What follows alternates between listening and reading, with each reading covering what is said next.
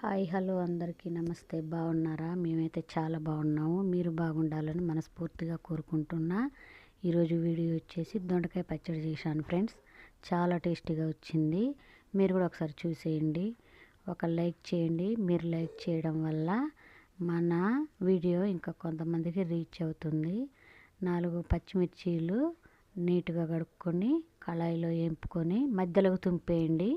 అవి చిటపటలాడవు. మధ్యలోకి తుంపేయడం వల్ల తర్వాత కొంచెం ఆయిల్ పోసి ఆయిల్లో పచ్చిమిర్చి వేగినాక పక్కకు పెట్టుకోవాలి. అందులోనే దొండకాయ ముక్కలు వేసేసి వాటిని కూడా గోల్డెన్ బ్రౌన్ కలర్ వచ్చే వరకు వేంపాలి.